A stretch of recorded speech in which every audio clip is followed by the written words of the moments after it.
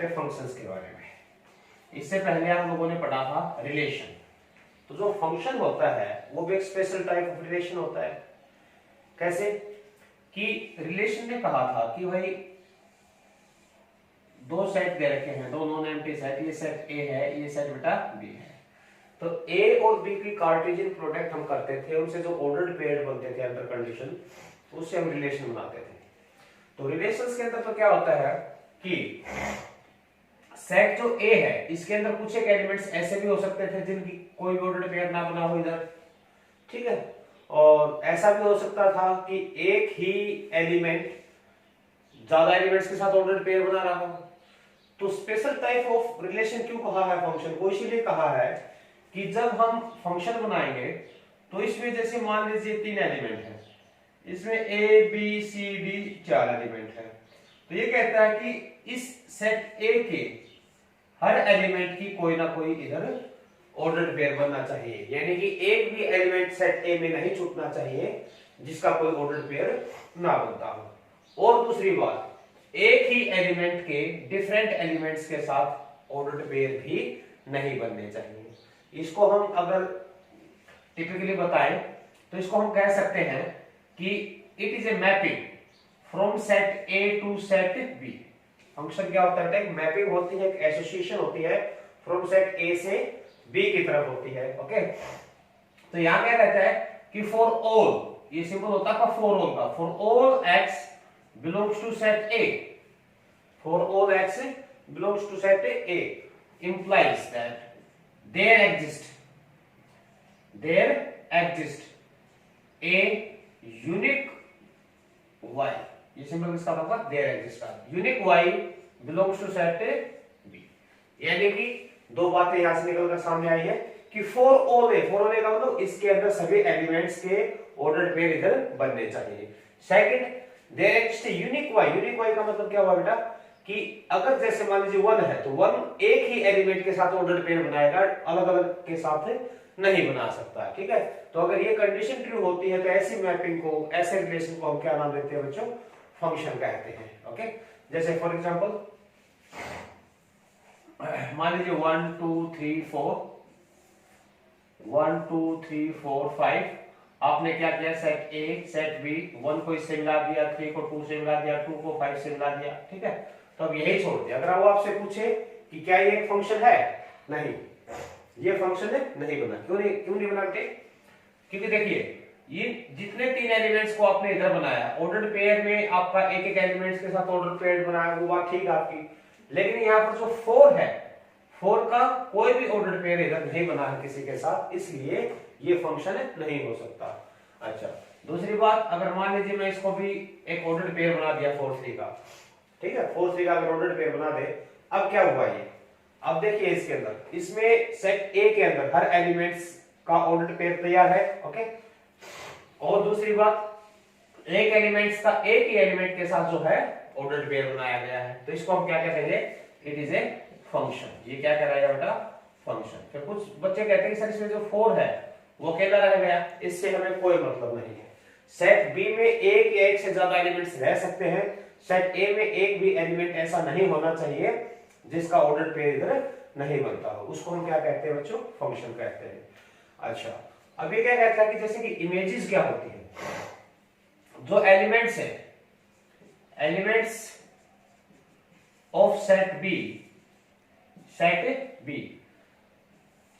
के वो एलिमेंट्स जिनका ऑर्डर्ड पेयर बना है सेट ए के साथ, ठीक है। सेट ए के साथ जो है ऑर्डर्ड पेयर जो बना है उसको हम क्या कहते हैं बेटा? इमेजेस। तो उसको कहते हैं हम इमेजेस। ओके, जो एलिमेंट्स बी के ऑर्डर्ड पेयर बनाते हैं ए वालों के साथ, ठीक है, elements of set B which makes ordered pair with elements of set A, उनको हम क्या कहते हैं बच्चों? इमेजेस। यानी कि इसमें जो 1 2 3 5 ये जो दिखा रखी है ये चीजें, ये सारी की सारी क्या है बेटा? इमेजेस है। ओके, और जो एलिमेंट्स होते हैं, एलिमेंट्स ऑफ बी इन ए, जो एलिमेंट्स होते हैं सेट ए के, इनको हम क्या कहते हैं बेटा, प्री इमेजेस, प्री इमेजेस बोलते हैं। इनवर्स इमेज भी बोल सकते हैं इसको, ठीक है, कि भी की इनवर्स इमेजेस ये होती है। ओके, ये आपका फंक्शन होता है। अब देखिए फंक्शंस को रिप्रेजेंट कितने तरीके से करते हैं। जिस तरह से रिलेशन में हमने बताया था कि भाई एक होता है आपका roster form, roster form, relation को हम रोस्टर फॉर्म से लिख सकते हैं, यानी कि जो ऑर्डर्ड पेयर होते हैं आपके वो सारे एग्जैक्ट इसके अंदर ऐसे लिख दिए जाए, ठीक है। फॉर एग्जांपल मान लीजिए एक फंक्शन है, फंक्शन है आपका 1 1 2 4 3 9 एंड सो, इस टाइप से कोई फंक्शन है। तो इसको मैंने क्या लिखा कि जो भी ऑर्डर पेयर है इसके सारे के सारे मैंने इसमें डाल दिए, तो ये आपका क्या बना बच्चों, क्या कहलाएगा, ये रोस्टर फॉर्म कहलाएगा। सेकंड था आपका set builder form, set builder form. Set builder form में मैंने क्या कहा था कि इसमें भी हम ऑर्डर पेयर ही लेकर चलते हैं, लेकिन एक कंडीशन डाल देते हैं, ठीक है, कि y is equal to x square and x y belongs to natural. ये जो रिप्रेजेंटेशन हमने पहले पढ़ चुके हैं रिलेशंस के अंदर भी, इसको हम क्या कहते हैं, सेट बिल्डर फॉर्म कहते हैं। ओके, इसके बाद एक आपका दिया था arrow diagram, arrow diagram. Arrow diagram में क्या होता है, जो डायग्राम बना के दिखा रखा है, ठीक है। अगर इसी क्वेश्चंस की पर्टिकुलर बात करूं तो 1 2 3 4 5 एंड सो ऑन, ये भी आपका नेचुरल नंबर है और ये भी नेचुरल नंबर है, 1 2 3 4 5 6 7 8 9 10 एंड सो ऑन।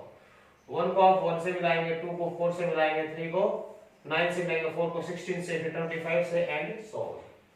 इसको हम क्या कहते हैं बच्चों, एरो डायग्राम बोलते हैं। ओके, और फोर्थ जो रिप्रेजेंटेशन है वो है फॉर्मूला। फॉर्मूला, फॉर्मूला क्या होता है बेटा, जैसे मैंने लिख दिया आपको डायरेक्ट कि भाई f ऑफ x कहिए या y कहिए is equal to x square. सिर्फ फॉर्मूले से मैंने इसको रिप्रेजेंट कर दिया, तो इस तरह से इसकी जो रिप्रेजेंटेशन फॉर्मूला रिप्रेजेंटेशन बोलते हैं। और फिफ्थ जो है वो है आपका ग्राफ। ग्राफ बना के हम किसी फंक्शन को रिप्रेजेंट कर सकते हैं।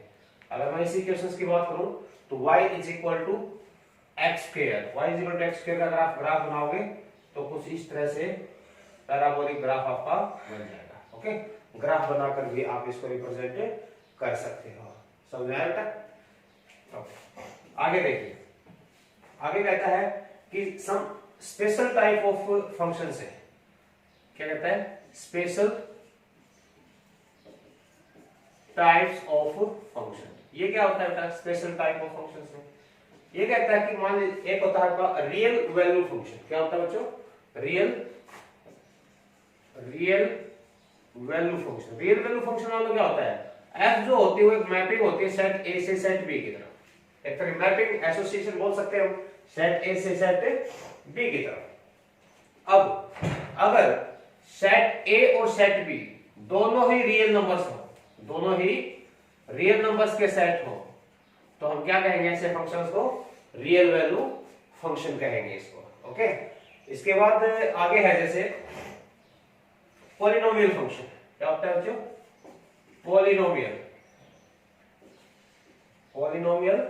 फंक्शन। पॉलिनोमियल फंक्शन क्या होगा, कोई भी फंक्शन है f of x equal to ax plus b type का है, ax square plus bx plus c या क्यूबिक, इससे और ज्यादा पावर का, जितनी भी डिग्री आप बढ़ाओगे उतनी ज्यादा टर्म्स आते चली जाएंगी। इस टाइप्स का जो फंक्शन होता है बेटे उसको हम क्या कहते हैं, पॉलिनोमियल फंक्शन के नाम से जानते हैं। इसके बाद एक आपका होता है जैसे कि रैशनल फंक्शन। क्या होता है बच्चों, रैशनल। नाम से ही पता चल जाता है कि भाई जिसको पी वाई क्यू फॉर्म में लिख सकते हो, ऐसे फंक्शन को हम क्या कहेंगे, रैशनल फंक्शन। यानी सपोज कीजिए किसी फंक्शन को आपने p ऑफ x अपॉन में q ऑफ x इस टाइप से लिख दिया, सिर्फ q of x should not be equal to 0। इस टाइप का कोई भी फंक्शन होगा उस फंक्शन को हम क्या कहते हैं बच्चों, रैशनल फंक्शन कहते हैं। एक होता है बेटे आपका ऑड फंक्शन, ये आप पहली बार सुन रहे होंगे, ऑड फंक्शन। ऑड फंक्शन क्या होता है, एक ऐसा फंक्शन जिसके अंदर x को माइनस एक्स से रिप्लेस कर दे। इफ x को रिप्लेस कर दो माइनस एक्स से, तो जो है पूरे फंक्शन के बाहर जो है नेगेटिव आ जाता है। तो ऐसे फंक्शन को हम क्या कहेंगे, odd function. For example f of x is equal to x cube plus x, इसमें आप माइनस एक्स से रिप्लेस करोगे तो माइनस f ऑफ x ये बन जाता है। ऐसे फंक्शन को हम कहते हैं ऑड फंक्शन। एक इसमें आपका आता है इवन फंक्शन। इवन फंक्शन क्या होता है बेटा, जिस फंक्शन में x को -x से रिप्लेस भी कर दिया लेकिन फंक्शन के ऊपर कोई फर्क नहीं पड़ा, सेम रहा फंक्शन, ऐसे फंक्शन को हम क्या कहते हैं, even function. For example f of x is equal to x की पावर 4 plus x square, इस टाइप